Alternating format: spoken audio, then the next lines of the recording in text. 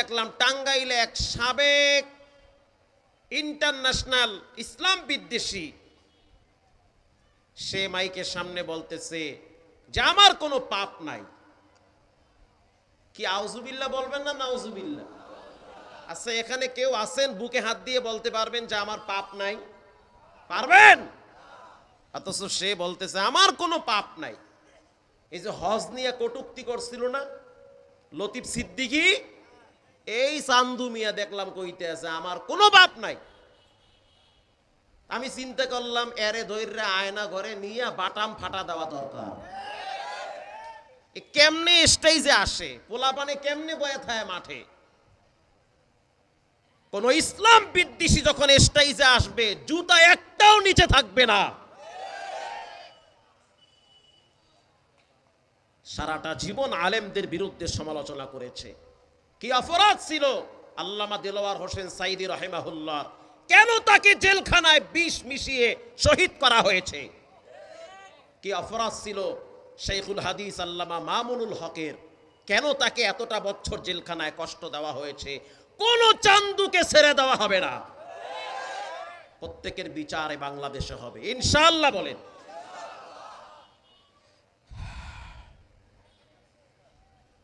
যখন বুঝবেন খারাপ কাজ আপনার দিলে অশান্তি দেয়, এটা মিথ্যা কথা বলছেন, পরে খারাপ লাগতেছে, কেন বললাম আমি, এটা ঠিক হয় নাই। জেনা করছেন, কইরা ফেলাইছেন, এখন আপনি আফসোস করতেছেন কেন আমি করলাম, আমার তো ছেলে মেয়ে হবে, আমার চোখের সামনে যদি আমার মেয়ের সাথে কেউ বেবিচারে লিপ্ত হয় তো আমার তো খারাপ লাগবে, কেন আমি অপরাধটা করলাম। এজন্য অনুশোচনা বোধ ভিতরে থাকা দরকার। এই জিনিসের প্রতি খারাপ চিন্তা রাখা, যেটা খারাপ এটা ভালো না, এটা অ্যাকসেপ্ট করা যাবে না। রসুল বলেন খারাপ জিনিস যখন তোমার দিলে অশান্তি দিবে বুঝতে হবে তোমার ভিতরে ঈমান আছে। সুবহানাল্লাহ বলে, ঈমান আছে। হযরত ওমর রাদিয়াল্লাহু তাআলা আনহু রাষ্ট্রীয় সফরে তিনি একবার রওনা হয়েছেন। দীর্ঘ পথ অতিক্রম করেন, কিছু দূর যাওয়ার পর পানির পিপাসায় হযরত ওমর ছটফট করতেছেন। খাদেম আসলামকে বলে এক গ্লাস পানি নিয়ে আসো। খাদেম আসলাম বলেন আমিরুল মুমিনিন পানি আনবো কোথা থেকে? আশেপাশে কোথাও তো কোনো পানি নাই। হযরত ওমর বলেন তাকায় দেখো কোনো বকরি পাওয়া যায় কিনা, রাখাল দেখো, বকরির ওলান থেকে কিছু দুধ দহন করে আমাকে পান করায়া পানির পিপাসা নিবারণ করো। খাদেম আসলাম খুঁজতেছে, কোথাও কোনো রাখাল পাওয়া যায় না। আসরের নামাজের আগে আগে প্রচন্ড রোদের তাপ, আরবের জমিন লাল হয়ে গেছে রোদের তাপের কারণে, প্রখরতা অনেক বেশি। খাদেম তাকায় দেখলো একজন রাখাল কিছু বকরি নিয়া পাহাড়ের উপর দিয়ে নিচের দিকে নামতেছে। খাদেম আসলাম বলল আমাদের একজন মুসাফির আছে, পানির পিপাসায় তিনি অস্থির হয়ে গেছে, তোমার এখান থেকে একটু দুধ দহন করে খাওয়াও।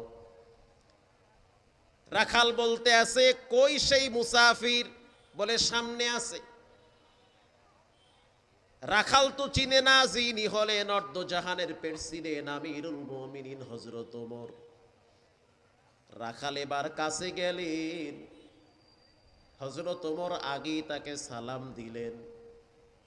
সালাম দেওয়ার পরে বলে রাখাল প্রচন্ড পিপাসার কারণে কলিজাটা শুকায় গেছে, একটু দুধ দহন করে খাওয়াও।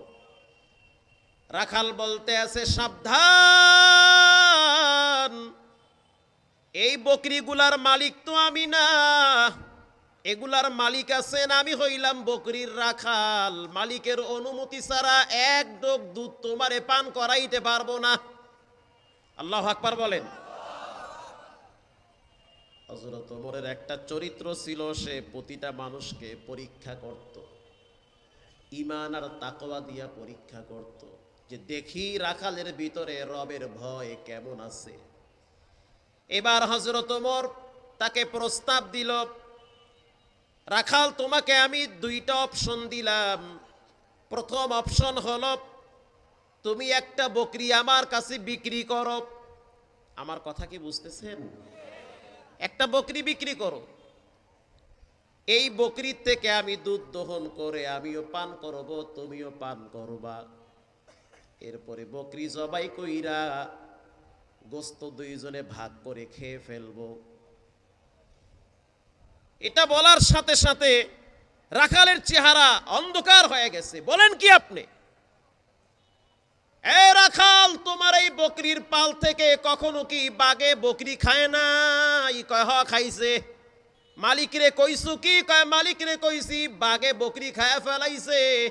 তো এইবারও বলবা যে খায়া ফেলাইছে, মাঝখানে কিছু টাকা পাবা। এবার রাখাল বলতে আছে, ইয়াবনাল মালিক ফাইনাল্লাহ। সব চোখ ফাঁকি দেওয়া যায়, কিন্তু আমার প্রকৃত মালিক রবের চোখ ফাঁকি দেওয়া যায় না। হযরত ওমর রাদিয়াল্লাহু তাআলা আনহু রাখালকে বুকে জড়ায় ধইরা কপালে একটা চুমা দিয়া বলে, তোমার মতো এই যুবকের কলিজায় রবের যেই ভয় আছে, তোমার মতো এরকম সৎ যুবক যতদিন দেশের ভিতরে থাকবে, ওই দেশ আল্লাহ পাক ধ্বংস করবে না। নারায়ে তাকবীর। প্রিয় ভাইরা আমার, আর আমগো দেশে তো মোটামুটি একটু মেম্বার হইতে পারলি তেল চোর, পেঁয়াজ চোর, গম চোর সব চুরি করে। আমাকে কুয়াকাটা এক চেয়ারম্যান রে শীতের মধ্যে গিয়ে দেখি সেনাবাহিনী করছে কি পানির মধ্যে খাড়া করাই রাখছে। মাঘ মাসে শীত, পানিতে হাত দিলে হাত কাটতে যায়, দেই হেনে গলা সমান খাড়া করাই রাখছে। এখন আমি তো ভয়তে অস্থির হয়ে গেছি, কি এটা কি জিন না মানুষ? কয় মানুষ। চেয়ারম্যান গম চুরি করছে। তেল চোর, গম চোর, পেঁয়াজ চোর দেশে আছে না নাই? এরকম চোর টাইপের কাউকে আর দেশের মসনবের ক্ষমতায় দেখতে চাই না। এবার হযরত ওমর তাকে প্রশ্ন করল, তুমি কি 5 ওয়াক্ত নামাজ পড়ো? বলেন কি কোন মুসলমানের বাচ্চা নামাজ ছাড়া কি থাকতে পারেনি? হযরত ওমর আরেকবার প্রশ্ন করল, আল্লাহ সম্পর্কে তোমার কি ধারণা? এবার যুবক বলল, ইয়ালামু খাইনাতাল আ'য়ুন ফিস সুদূর। অন্ধকার রাতে ঘরের ভিতরেও যদি আমি একটা কাশ দিই, সেটাও শুনেন কে? আল্লাহ দেখেন, আল্লাহ শোনেন। প্রিয় ভাইরা আমার, এটা হলো ঈমান। এটা কি? এটা ঈমান। আল্লাহ রাব্বুল আলামিন বলেন, ইন্নামাল মুমিনুনা আল্লাযীনা ইযা যুকিরাল্লাহ। নিশ্চয়ই যার ভিতরে ঈমান থাকবে। 2 নম্বরে, ওয়াজিলাত কুলুবুহুম ওয়া ইযা তুলিয়াত আলাইহিম আয়াতুহু যাদাতুহুম ঈমানা ওয়া আলা রাব্বিহিম ইয়াতাওয়াক্কালুন।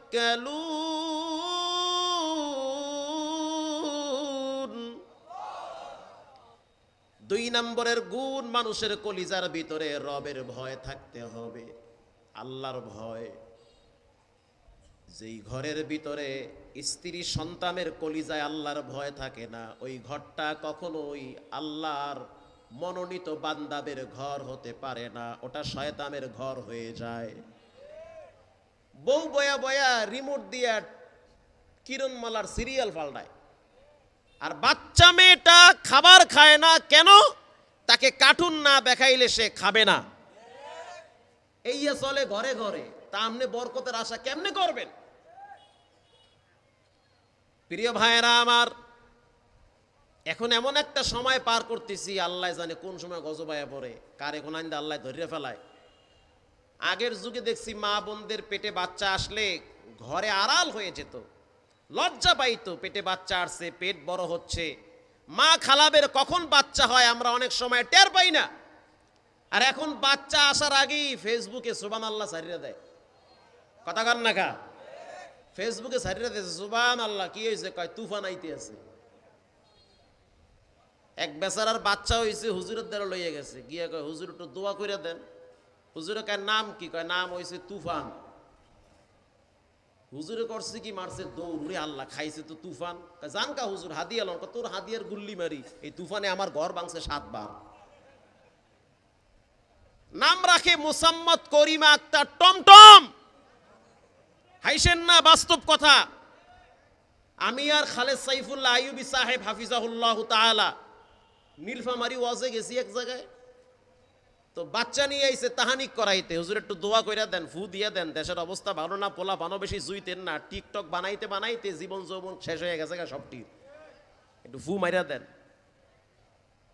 হুজুরে তো খুব রসিক মানুষ, মজার মানুষ। নাম কি বাচ্চার? আমি বাচ্চার নানা, বাচ্চা আমার নাতি। মার হাবা, খুবই ভালো, চেহারা তো অনেক সুন্দর মাশাআল্লাহ। কি নাম রাখছেন? নাম রাখছি, ভালো নাম রাখছি। তো নাম কি কহেন? নাম কোরআন থেকে রাখছি আমি। আরে কোরআন থেকে কি নাম রাখছেন কইবেন তো এইটা, আমি নাম লয়া দোয়া করুন। হুজুর নাম ফার্স্ট ক্লাস নাম, মানে হুজুরে যত জিগায় হে খালি ফেসায়। লাস্টে বলল হুজুর আমার নাতির নাম হয়েছে মোহাম্মদ হামান। হামান তো নবী গো নাম, তাই না ভাই? না সাহাবী গো নাম? হামান হয়েছে ফেরাউনের বন্ধুর নাম। কথা কন না কা? হুজুরে তো কয় ইন্না নিল্লাহ, কয় ইন্না নিল্লাহ কি লেগে কইলেন? কেন ইন্না নিল্লাহ পড়বেন?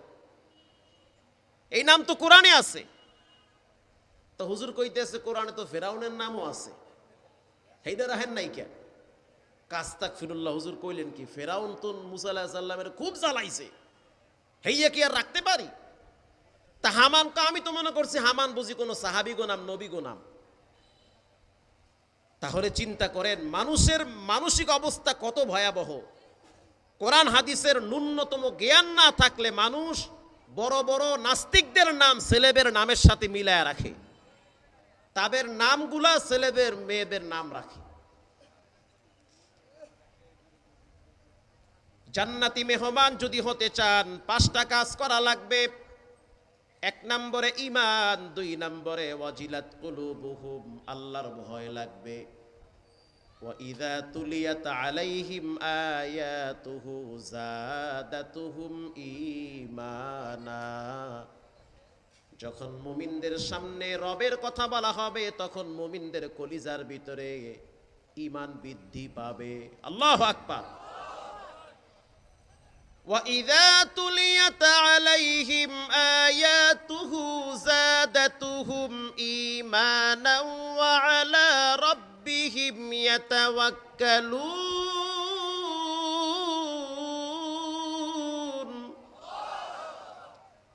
মুমিনদের সামনে যখন কোরআন তেলাওয়াত করা হয় তখন মুমিনদের ঈমান বাড়ায় দেয় কে? মুমিনের ঈমান তখন অটোমেটিক বেড়ে যায়। তাহলে মুমিনদের অন্যতম একটা চরিত্র হলো তারা কোরআন তেলাওয়াত নিজেরাও করে, আবার যখন কেউ করে তখন ঠান্ডা মাথায় কোরআন তেলাওয়াত শুনে। এরপরে আল্লাহ তাআলা বলেন আল্লাযীনা ইউকিমুনাস সালাতা ওয়া মিম্মা রাযাকনাহুম ইউনফিকুন। মুমিনদের 4 নম্বরের গুণ হলো মুমিনরা আল্লাহর জন্য নামাজ পড়েন। বলেন নামাজ পড়ে কার জন্য? আউয়ালু মা ইউহাসাবু বিহিল আবদু ইয়াউমাল কিয়ামাতিস সালাত। কিয়ামতের দিন সর্বপ্রথম নামাজের হিসাব নেবেন কে? নামাজ একটা গুরুত্বপূর্ণ ইবাদত। ছেলেমেয়েদেরকে জানিয়ে দেন 5 ওয়াক্ত নামাজ পড়তে হবে। আমাদের সমাজের গার্জিয়ানরা প্রাইভেটের জন্য, কোচিং এর জন্য যেই পরিমাণ ধমক দেয় এর অর্ধেক নামাজের ব্যাপারে ধমক দেয় না। কেন দেয় না? সমস্যাটা কি? একদিন কোচিং এ না গেলে মা বাবার মেজাজ গরম হয়, প্রাইভেটে না গেলে মা বাবার মাথা গরম হয়ে যায়।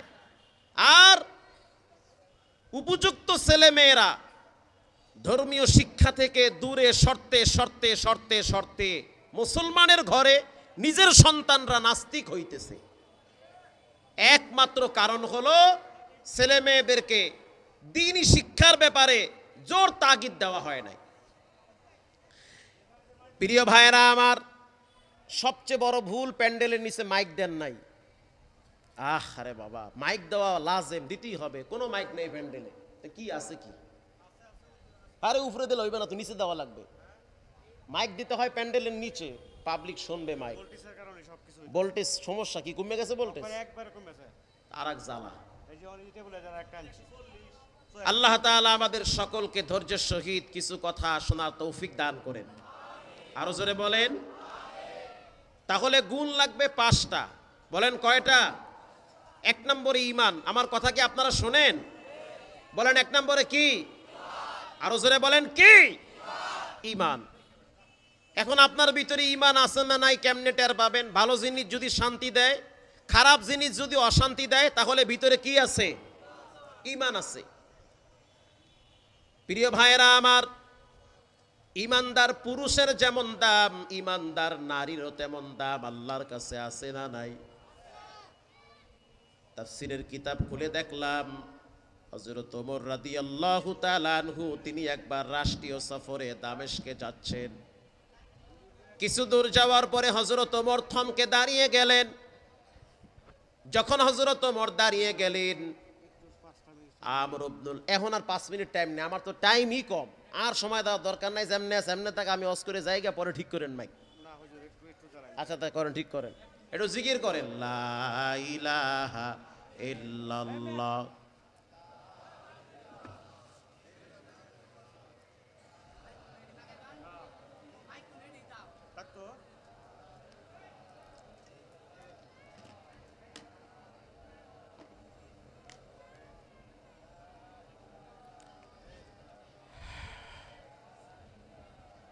লা ইলাহা ইল্লাল্লাহ, লা ইলাহা ইল্লাল্লাহ, লা ইলাহা।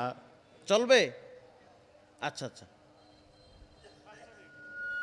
আরে 5 মিনিট তো দেরি হয়ে যায় বেশি, তা তো সময় নাই আমার, জায়গা আমি হালে 5 মিনিট।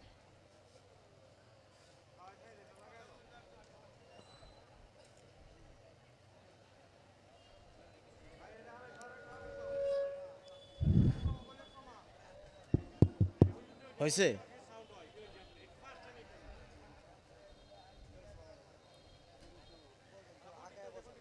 সামনে একটু আগায় বসেন, পিছনে অনেকের বসতে কষ্ট হয়, একটু আগায় বসেন, আগায় বসেন।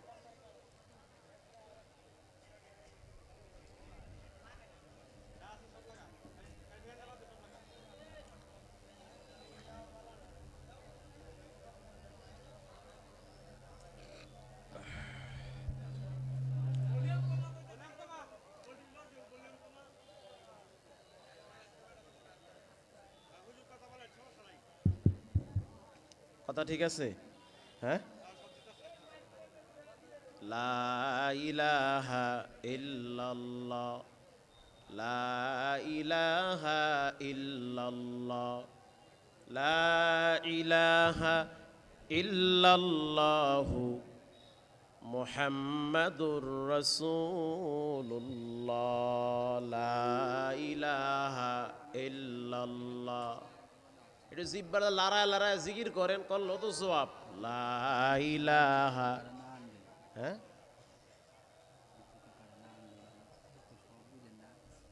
লা ইলাহা ইল্লাল্লাহ, লা ইলাহা ইল্লাল্লাহ, লা ইলাহা।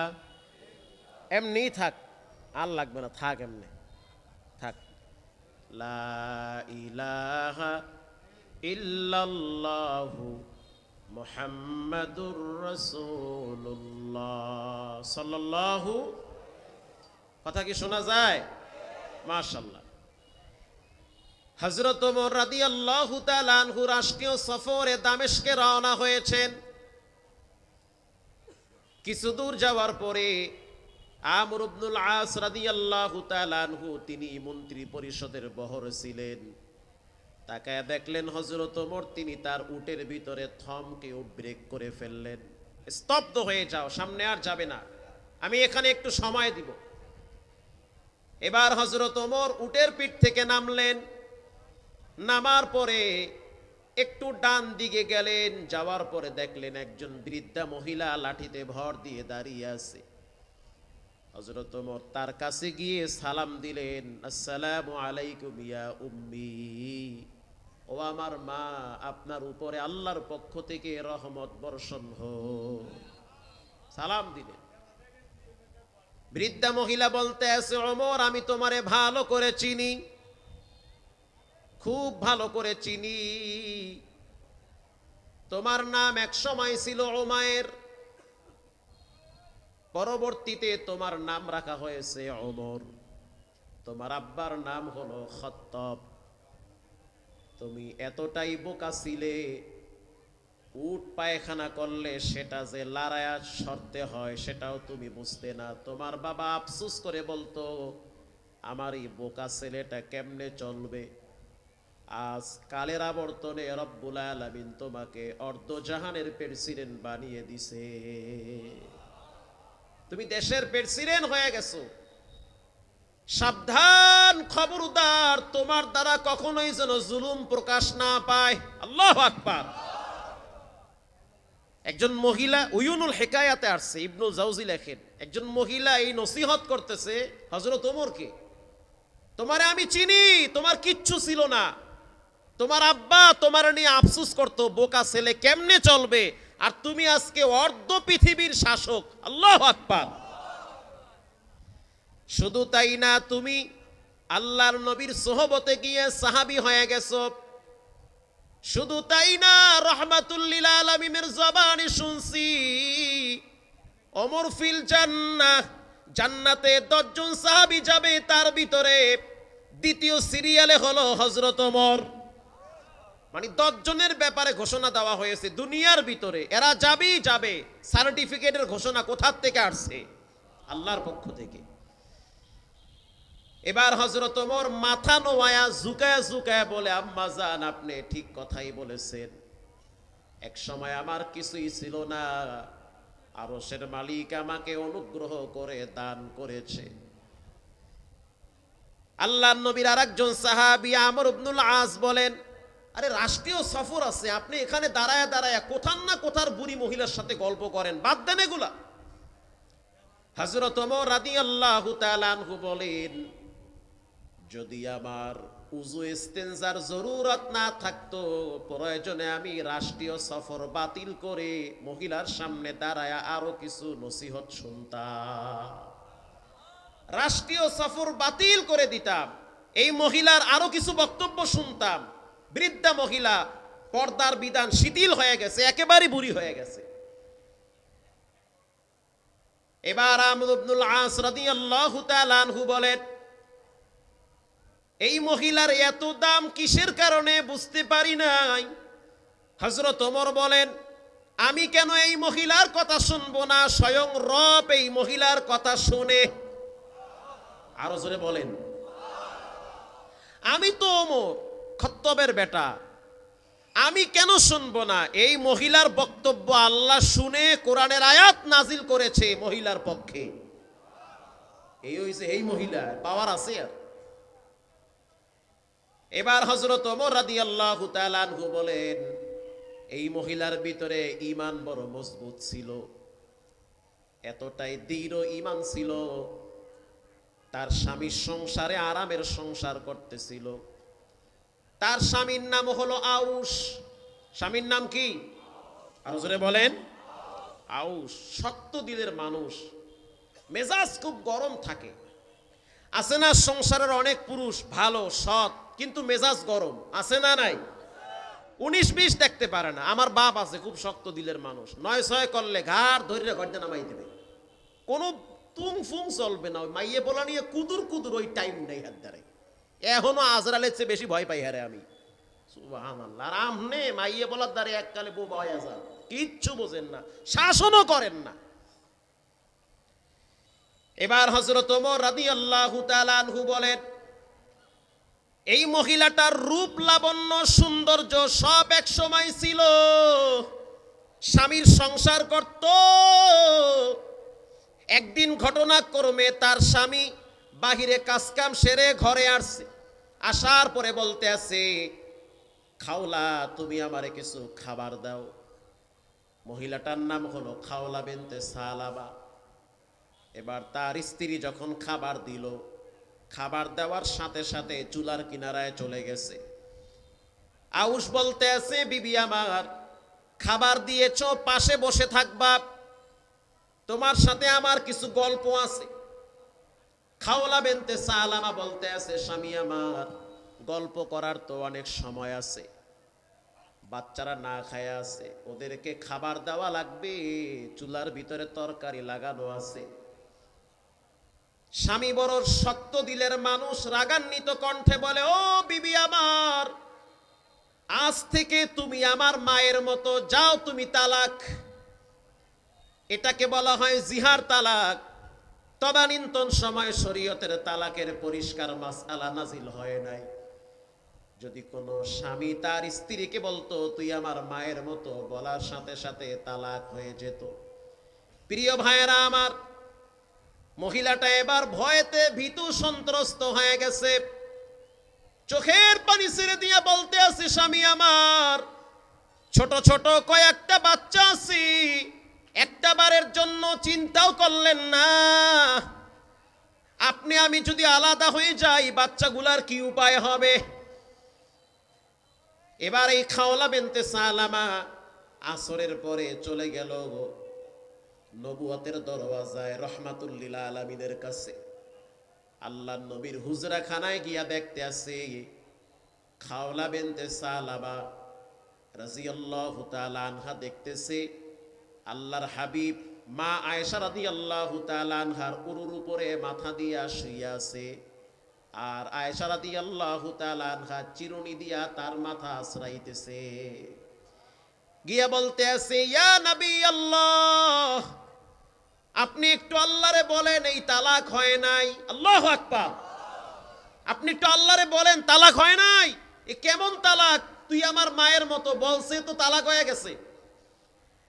আল্লাহর রাসূল মুস্কি মুস্কি হাসে আর বলতে আছে, খাওলা, মা ইয়ানতিকু আনিল হাওয়া ইন হুয়া ইল্লা ওয়াহয়ুন ইউহা।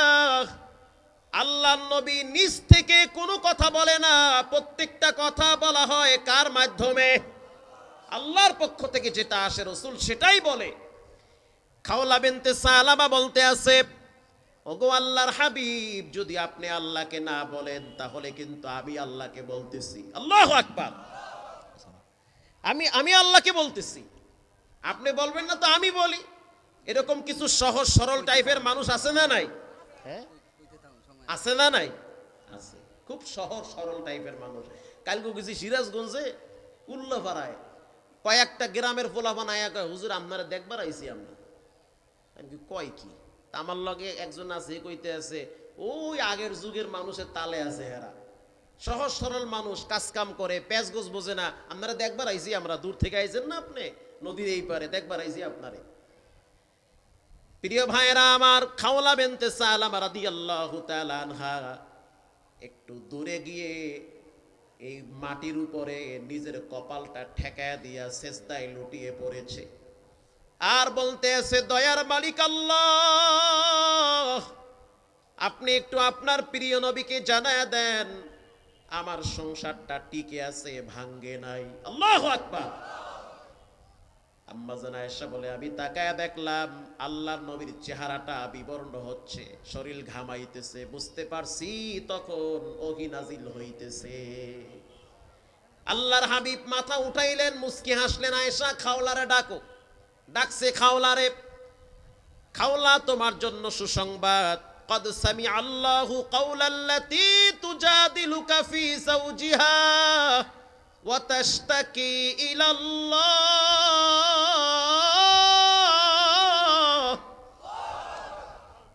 আপনাদের ভিতরে যেই কথাগুলো হয়েছে, কদ সামি আল্লাহ, শ্রবণ করেছেন কে? আল্লাহ তাআলা। খাওলারে বলেন তালাক হয় নাই। কেউ যদি এমন শব্দ ব্যবহার করে সে যেন আল্লাহর কাছে ক্ষমা চায়, তওবা করে, সংসার ভাঙ্গে নাই। মা কোনোদিন বউ হতে পারে না, বউ কোনোদিন মা হতে পারে না। হযরত ওমর কয়, এইটা হইছে হেই মহিলা। আল্লাহু আকবার বলেন। আল্লাহ নিজে শুনছে, আমি কেন শুনুম না? ইনি হইছে সেই মহিলা। একজন মুমিন মহিলার মর্যাদা আল্লাহর কাছে কম না বেশি? অনেক বেশি। আল্লাহ আমাদের সকলকে খাঁটি মুমিন হিসেবে কবুল করুন। মৃত্যু পর্যন্ত জীবনের শেষ সময়টা যেন আল্লাহ পাক খাতেমা বিল খায়ের ভাবে কাটানোর তৌফিক দান করেন।